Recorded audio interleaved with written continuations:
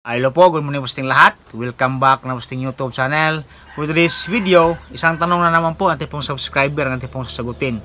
Ito'y galing po kay Ron Rich Kausin. Shout out po sa dyan, kaibigan. Ang kanya pong tanong ay, yung paiba-ibang feeds daw po, pwede ba daw po sa buntis? Kung kayo po ay mahilig po sa paglaga ng mga baboy o kahit anong hayop pangkabuhayang pag-agrikultura, mag-subscribe lang kayo sa YouTube channel. Ryan Patinio Agri Farming, Family and Kitchen Adventures. So ngayong araw po mga kaibigan, atin pong pag-uusapan yung ating pong feeds na ipapakain sa ating mga inahing baboy mula ng nabulugan hanggang sa buong duration po ng lang pagbubuntis po mga kaibigan. Kapag ang ating inalagaan ay mga inahin pa lang o mga dumalagang baboy na gagawing inahin natin, mula 5 months pataas talaga, breeder feeds o kaya gestating feeds na po ang ating ipapakain. 5 months pataas po yan. Ngayon, kapag ang ating pong inahing baboy ay nakaanak na, pagkatapos ng silang mga anak po mga kaibigan, sila po nagpapadede at atin pong iwawalay yung big sa loob ng 1 buwan.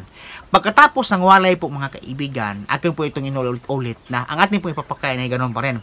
Lactating feeds o kaya milk maker feeds, 2 kilos per day, good for 1 to 10 days. After walay po yan.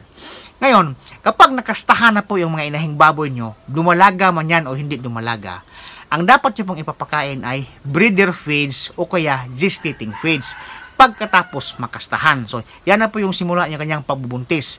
Yan na po yung duration ng simula ng kanyang pagbubuntis po mga kaibigan. Kung anong brand ng feeds ang ginagamit nyo, yan na po ang inyong gagamitin.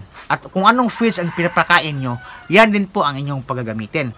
Huwag po kayo paiba-iba ng brand. Huwag po kayo paiba-iba ng feeds. Kasi, kapag kayo po nagpaiba-iba ng brand, nagpaiba-iba ng feeds po mga kaibigan, yan po ay nakapag-cause ng stress sa ating mga inahing baboy. Yung stress kasi, isa po yung rason kung bakit po yung ating mga inahing baboy ay po nalusawan, kung bakit po yung ating inahing baboy po ay hindi po matuloy yung pagbubuntis, at saka kung bakit po yung ating mga inahing baboy po ay nakukunan po mga kaibigan. Yan po ay sanhi ng stress. Ganon po kalupit yung stress doon po sa epekto ng ating mga inahing baboy kapag sila po stress po mga kaibigan. Kaya po sa feeds, ang advice ko po sa inyo, kung anong brand ang inyong nakasanayan, yan na po ang inyong gagamitin mula buntis hanggang sila yung mga anak. Kung ano ding feeds ang pinapakain nyo mula buntis hanggang sila yung mga anak, yan na po ang inyong ipapakain. Para yung texture, amoy at lasa ng feeds ay hindi po maminibago yung ating mga alagang inahing baboy. Kasi kahit buntis yung mga inahing baboy mga kaibigan, kahit malaki na po sila, kapag kayo po nagpaiba-iba ng brand, nagpaiba-iba ng feeds, yung lasa po ng feeds mga kaibigan ay nag-iiba din po.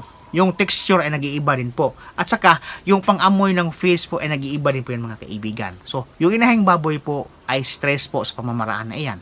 So, yan po yung sanhi kung bakit po sila po ay nakukunan at hindi po matuloy yung kailang pagbubuntis po mga kaibigan. So, yan po ating vlog ngayon at maraming salamat po sa inyong panonood. Happy farming po mga kaibigan. See you next time. Bye-bye.